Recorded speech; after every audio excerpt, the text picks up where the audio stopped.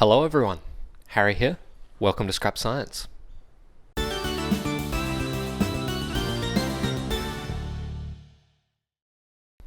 Sulfuric acid. I have made a bunch of videos about sulfuric acid in the past. Primarily, I like the idea of making sulfuric acid because I'm a fan of ubiquitous chemicals that are just really useful. Even more so, I like it when really common and useful chemicals are difficult to make from scratch. So here we are. I like the idea of making sulfuric acid from simple starting materials. I've tried various methods with varying success. In particular, I'm fond of methods that use electrochemistry. Electrons in the form of electric current are extremely cheap since I can just get them out of a plug in my wall. Also, when we want to make sulfuric acid from sulfur or something similar to that, we're inherently going to need to be doing a redox reaction to get the sulfur from the 0 oxidation state to the +6 oxidation state. Electrochemistry is a great way to do that because you're not using up any chemical oxidizers by doing so. Anyway, despite my years of trying different electrolytic methods of making sulfuric acid, nothing I've tried has really been all that good. Really, this is because we've been completely overlooking a brilliant method that already exists. Nearly 10 years ago, in 2015, NurdRage's themselves published a video about a process they'd invented called the Electrobromine process. This process manages to literally just take sulfur, I've got 100 grams of it right here, and through the use of electric current and a catalyst that we'll talk about in a bit, oxidizes the sulfur all the way to sulfuric acid. No need to make sulfur dioxide or sulfur trioxide as an intermediate. This is a one beaker reaction. Sulfur goes all the way to sulfuric acid. The full reaction is genuinely sulfur plus water makes sulfuric acid plus hydrogen. Incredible. How could I even compete with a process like that? So at this point, I'm not even going to bother trying. I'm just going to try out NurdRage's Electrobromine process because it's excellent. The process, of course, calls for sulfur as a starting material. We let that sit in the bottom of a beaker full of water. This is 100 grams of sulfur, as I mentioned before. That's the amount I've decided to use for this scale of the reaction. And then for the electrolysis setup, we need 2 electrodes. Copper is appropriate for the cathode. That's the negative electrode performing reduction. And on this wire, we're going to be reducing water, or hydrogen ions, into hydrogen gas. Nothing special. We've chosen copper because it's pretty resistant to the acidic conditions that we're going to be working under, especially under reducing potentials. For the anode, the positive electrode that's going to be doing our oxidizing processes, our choices are very limited, and they are limited to literally just carbon-based materials. The oxidizing conditions that we're going to be putting this under are so extreme that they can only be survived by graphite, glassy carbon, some kind of conductive diamond electrode, amongst other forms of conductive carbon. Seriously, even platinum as an anode here would be an absolute disaster, not inert enough at all. Now, sadly, this exact setup won't do anything. The sulfur is still solid here, sitting at the bottom of the flask. So if we were to start pushing current through this setup, our anode would not have access to our sulfur.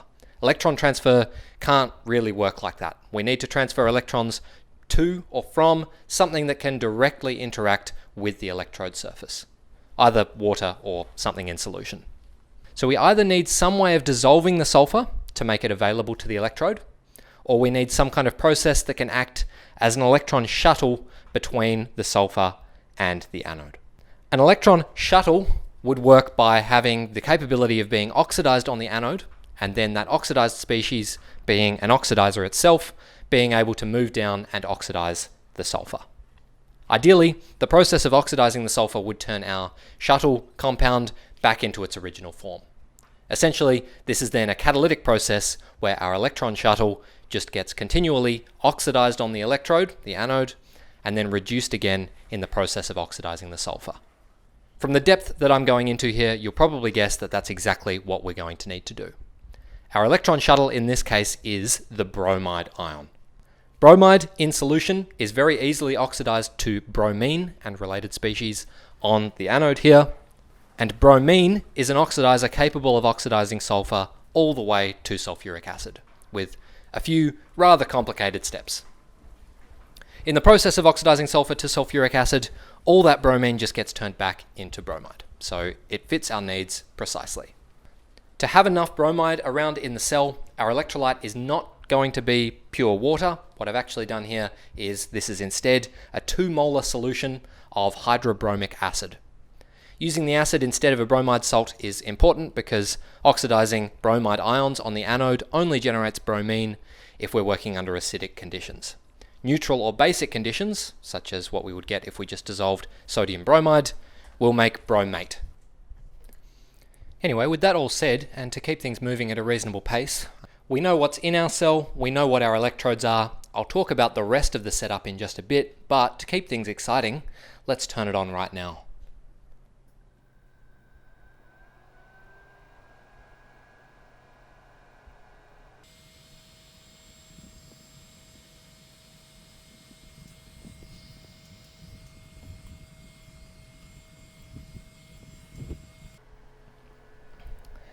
Immediately setting the thing to 2 amps of current, we can already see a whole bunch of hydrogen coming off the cathode, the copper cathode up the top there.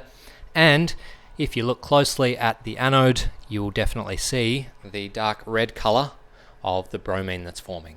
Or technically, for the time being, tribromide.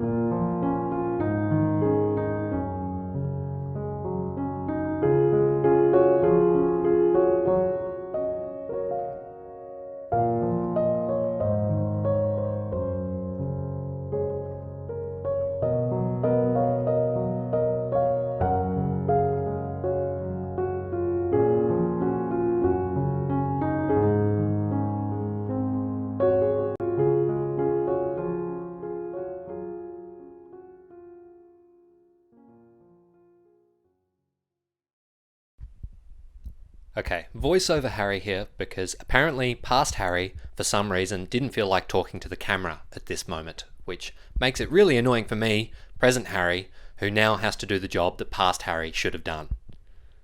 Anyway, very briefly, I wanted to talk through the cell because I ended up making some changes to the design a few days in. First of all, we still have things running at 2 amps, kept that consistent. Then, the cell, we have things running in a glass cylinder that you saw before. This sits inside a big beaker just in case of spills. To seal the top of the cell, I'm using a piece of Viton sheet as a lid. This is a polymer that's very resistant to bromine, and I'm holding it down with half of a brick. The main modification I've made is that I've actually put our copper wire cathode inside a glass tube. This is to stop the hydrogen bubbles from mixing up the bulk solution too much, and to drastically limit the diffusion of bromine towards the cathode. This has the benefit of significantly increasing the current efficiency, making the reaction way faster, but also significantly lowering the energy efficiency because of the increased resistance of the cell. A fine trade-off, in my opinion. As the cell runs, what seems to happen is the solution goes very red, and then the sulfur just slowly disappears over time as it reacts away. Of course, the fumes here are not nice. We would not want to breathe the contents of the cell at all. So I've got this tube leading out of the cell through a column filled with sodium hydroxide to scrub any bromine fumes. And then I'm pulling a negative pressure on that with a small peristaltic pump, which pulls all of the gas outside the lab. Also, the glass tube with the hydrogen bubbles in it also has its own tubing connected to it that also leads outside.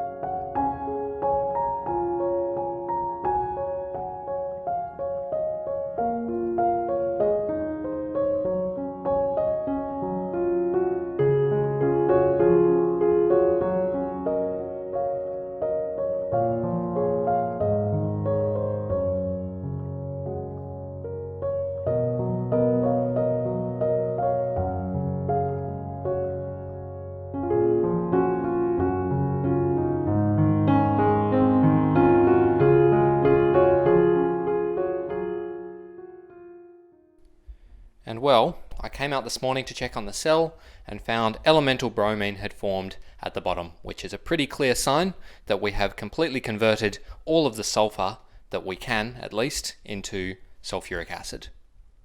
Now that the bromine has nothing to react with as it forms on the electrode, it's no longer destroyed by the sulfur, so it just forms elemental bromine and eventually reaches a high enough concentration in solution that we do actually see this liquid bromine kind of jumping around.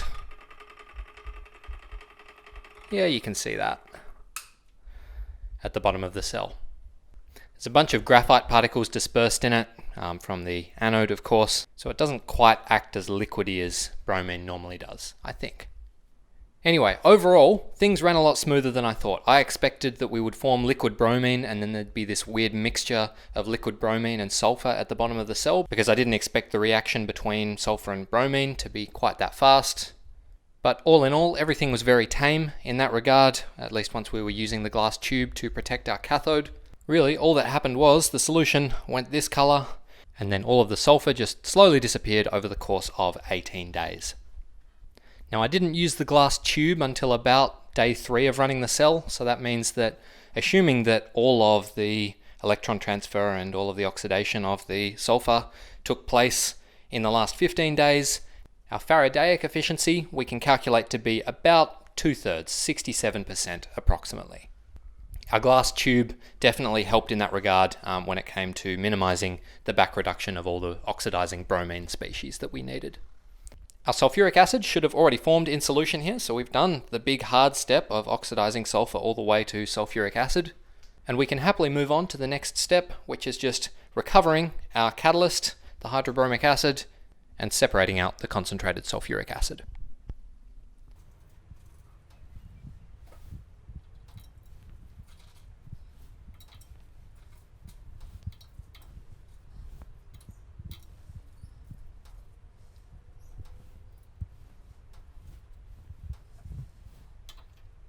After packing up and waiting a couple of days, we see that all of the bromine in the cell that was there before seems to have reacted away. We definitely don't see any red coloring to the solution or the gas above the solution. No doubt that was reacting with any leftover sulfur that I didn't spot before. The small amounts of sulfur that are left over now have kind of conglomerated with the particles of graphite from the anode and made these little sulfur turds that I'm going to have to filter off. Not a difficult thing to do. With the product of this cell now, there's not much left to do. First thing I want to do is recover the hydrobromic acid catalyst. And of course, we're going to do that by fractional distillation. First of all, the water will boil off, and then the azeotropic hydrobromic acid. And left behind, without distilling, unless we go to really high temperatures, will be our sulfuric acid. Hopefully, the equivalent of about 150 milliliters of the concentrated stuff. Before we do that though, let's get a look at our electrodes and things.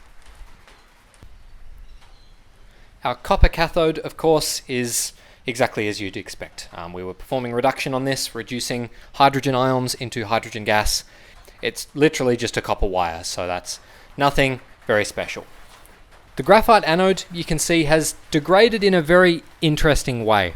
The graphite has flaked off very clearly, but it hasn't fallen to bits like you normally see when using graphite as an anode. The reason we're seeing this kind of degradation is because we weren't generating any gas bubbles that would actually break apart the graphite. Instead, we were just kind of slowly etching away at it, and you can see it's now, it's flaky.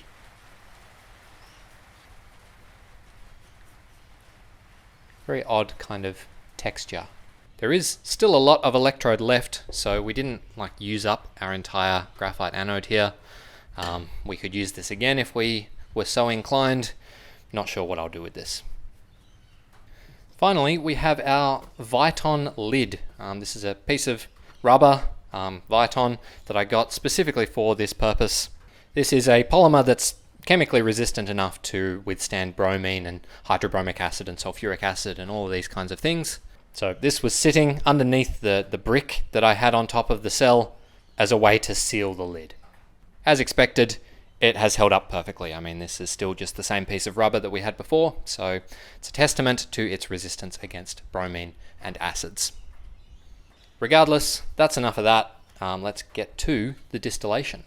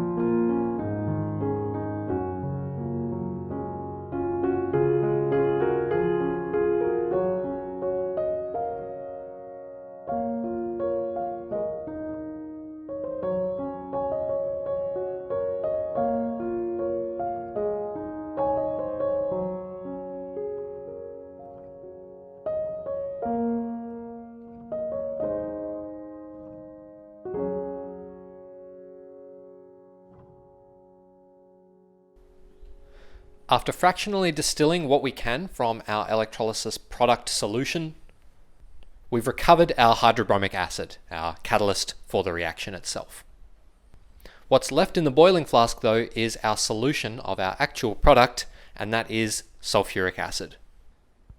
To purify that actual product, we're going to need to distill it as well. So I've rebuilt our distillation setup. So instead of having fractional distillation now, we just have simple distillation. And by doing this, it will be a lot easier to distill out our sulfuric acid. Now, the distillation of sulfuric acid, as you may be aware, is not the easiest thing in the world to do. I've never done it before, mostly out of fear of doing it. And the reason it's so difficult is just because the boiling point of sulfuric acid is over 330 degrees Celsius. That is so much higher than pretty much anything else you would regularly distill. It's a nightmare not only because we're working at such high temperatures, but also because we're dealing with boiling hot sulfuric acid. Say we had a catastrophic failure with this setup and a milliliter of boiling hot sulfuric acid got on my skin. Pretty much instantly, the acid would just eat up, destroy a milliliter of my flesh. Or more, who knows, I'm not going to test it. And what would be left behind is not something that would look like flesh, nor would it be pleasant to experience. Anyway, with a good safety mindset and literal years of planning this, I think I'm ready to distill some sulfuric acid. And I think it'll be a nice way to end the video because by doing so, we'll get a very pure, concentrated sulfuric acid product out of our process. I'm not going to go into full detail about the setup because there are plenty of videos on YouTube about how to distill sulfuric acid, and I'm not here to give you a tutorial on that. But basically, we have our simple distillation setup. We have some metal clips instead of just the regular plastic Keck clips because the plastic ones would obviously melt at 330 and above degrees Celsius. To seal all of our joints, we've just got some PTFE tape. I'm going to just be running air through our condenser instead of water so that we don't have such a sharp temperature gradient from over 300 degrees to, room temperature. I've got a pump off to the side. It's a bit noisy.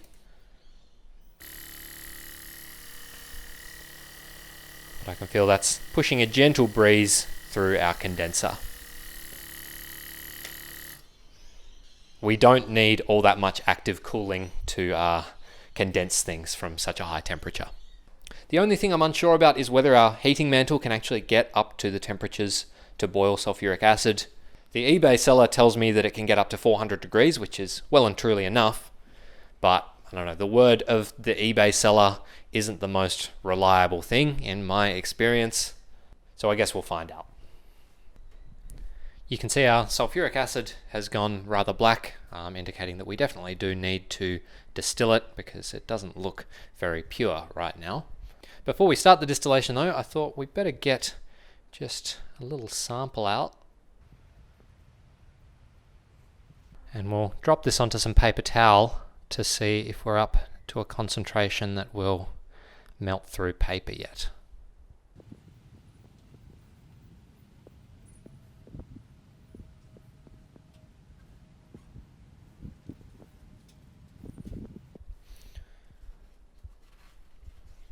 Well, yeah, look, that's definitely burned through the top layers of paper.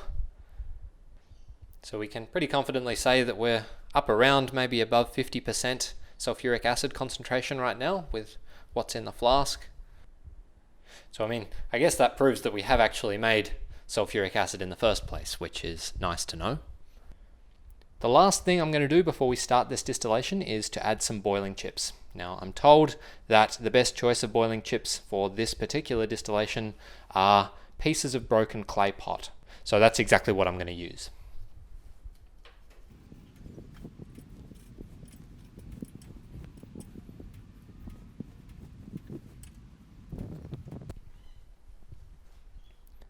And with nothing else to do, I guess we'll start.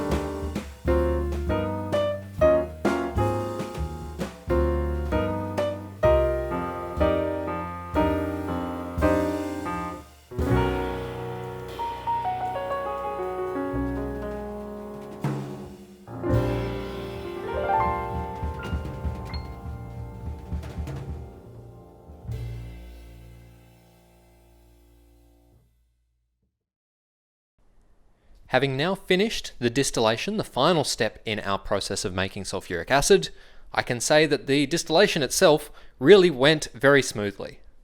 Of course, I expected it to go smoothly because I was well prepared for this particular distillation, but it is still a nice thing to say that our sulfuric acid distillation at over 300 degrees did go successfully and without any issues. I'd really like to reiterate that this was really not a tutorial for how to distill sulfuric acid. I left loads of information out. If you want to know how to distill sulfuric acid, I will first of all implore you to reconsider why you actually need to distill sulfuric acid if you've never done it before. And if you absolutely must do it, I will absolutely say, please look somewhere else for a proper guide, proper instructions for how to get that process done. But with all that said, we have now completed our sulfuric acid distillation and we are left with a yield of, this is the 98% sulfuric acid, and 208 grams of it. Overall, if we think back to the sulfur that we were starting with at the very beginning of this video, this represents nearly a 70% yield. Pretty reasonable, I would say, for a reaction that can be boiled down to just sulfur plus water gives you hydrogen and sulfuric acid. I guess now on the screen as well, I'll put the Faradaic yield and maybe even the energy efficiency of this process, both of which are probably trash. I haven't calculated them yet, but neither of these were we making much effort to really optimize in this process. So we're expecting them to be a bit lower than ideal. Of course, sulfuric acid isn't the only thing we're left with either. We were also able to recover some of our hydrobromic acid that we started with. This was our electron transfer catalyst, of course. I was only able to recover maybe around a third of our starting quantity of hydrobromic acid. I'm going to put that down to the fact that I'm just kind of terrible at fractional distillations, don't really have the setup for it. So our hydrobromic acid, while I have some of the concentrated stuff here, a lot of it's probably distributed in the other fractions that came over very close to the concentrated stuff. I would assume also that if we had have designed the cell a bit better, maybe to limit the evaporation of the cell contents, we would have done better in this regard as well. Constantly pulling a negative pressure on the cell and having constant, basically, atmosphere flow through it really enhanced evaporation, which was really not good for our recovery of hydrobromic acid. Additionally, I talked about this a little bit earlier, but our graphite electrode, of course, is doing perfectly fine. This is maybe a month after we actually ran the cell. It still looks exactly like what I talked about before, where we get this weird flaky stuff on the electrode. But still, I'm under the impression that this electrode could be used for a lot longer. We could make a whole bunch more sulfuric acid with this thing. Really, we've barely scratched the surface of this electrode. Honestly, the only thing about this process that really annoyed me was the alligator clips that I was using. If that will focus on my hand, they got really rusty. This is kind of to be expected and happens all the time when we're doing electrochemistry, of course, because we're inherently doing oxidation processes, but it does really annoy me when my alligator clips get so rusted that I can no longer use them. Really need to invest in some, I don't know, do they sell gold-plated ones or something like this? I burn through them really fast. But really, not the fault of the process, it's just something I wanted to complain about. With all that said, I guess we kind of come to the question of, is NurdRage's electrobromine process any good? And my answer to that is yes, it definitely is. We were able to, honestly with pretty minimal effort, react sulfur and water to generate, again, hydrogen gas and sulfuric acid with a reasonable yield at the end. In short, it was a lot of fun to do, and we have something that is genuinely useful to show for it. And honestly, if you wanted more sulfuric acid than this 208 grams that I was able to make with this single run of the process, we could do it for basically no more work just by putting more sulfur in the cell at the very beginning. Since everything other than the sulfur in the cell is effectively catalytic, your only limitation is how much charge you can actually put through the cell. With an even bigger cell, you could scale this up a whole lot, and with even better electrical connections than the ones I was using, you could speed up the process a whole lot by pushing more current. Overall, an exceptionally interesting process that's fundamentally really cool, and I had a great time. See you later.